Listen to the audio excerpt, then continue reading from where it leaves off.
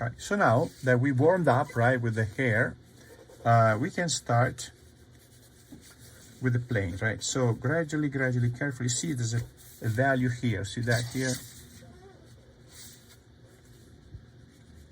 So now flat, see the, keeping the pencil flat now. I'm using it like this, right? I'm using the pencil like this, and then I just rub it flat, because that way I don't put the weight of the hand on the pencil. It's very, very light.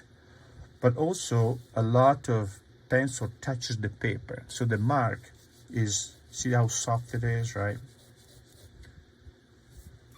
But now I need also to sharpen it.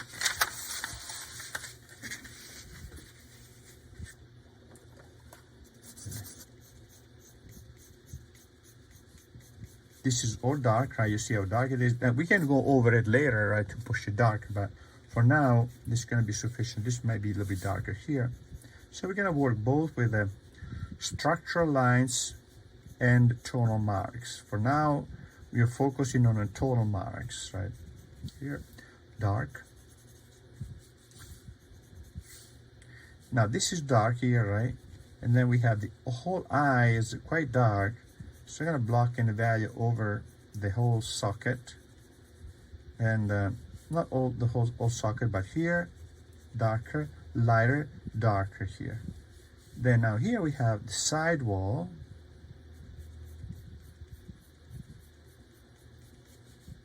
This is the bridge of the nose here. All this part is darker, so I'm gonna push it darker. All this part is darker here, and it goes all the way down to the upper lip is darker too. How do I decide what's dark, what's not? Well, if I don't see pure paper, I just put value on it, right? So here I'm gonna be careful there, but I left it a little bit lighter there. But here I don't put anything, so that I don't put anything. But here pretty much I have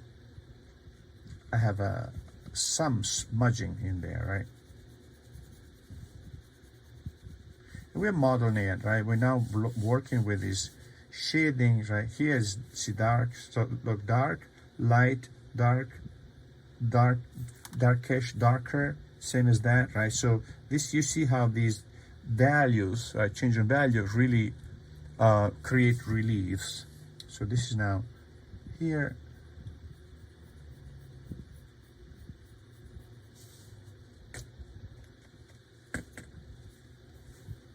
And then we have the wing of the nose, dark on top.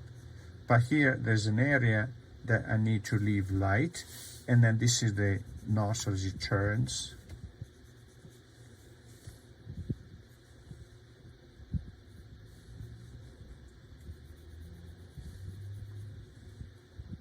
If you have occasion to buy the original chalks, pastel that these guys were using, Michelangelo, Raphael, Greuze, they were using the piece of rocks coming from quarries that now are mostly exhausted, there's no more. And they're really red chalk, and you can chip it to size. They're soft, right? And then you put it on a piece of lead holder, like a pinch like this, right? This is a porte crayon. You put your little rock in here, shaped like a pointy thing. You close it like this, and then you use it to draw. They still sell them. I had the piece, it's coming from Florence, from Zecchi. But I have to say that the quality is not really necessarily always good, because the original quarries where the chalk that was used in antiquity by these guys, they are kind of all gone. They're no more of that. So you might as well use the modern ones. Maybe sometime trying old material, trying to make your own canvas, trying to stretch your own canvas, trying to make the rabbit skin glue, right?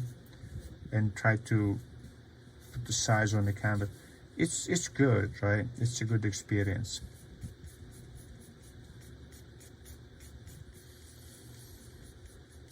is dark like this. See how we start blocking a little bit of the volume, right?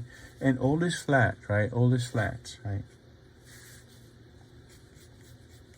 Also, if you hold the pencil like this, your mark, you can make straighter and longer mark much more easily, because you use I'm using the shoulder joint if I do this. But when I do this, I use the wrist joint, and the arch is much smaller. And then it's more difficult to create straight lines, right? Now here we have this coming down like this, right?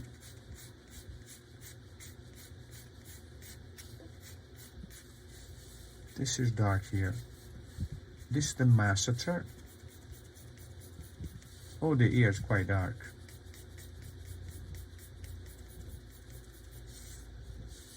So here is the volume, the passage from the masseter here to the cheek.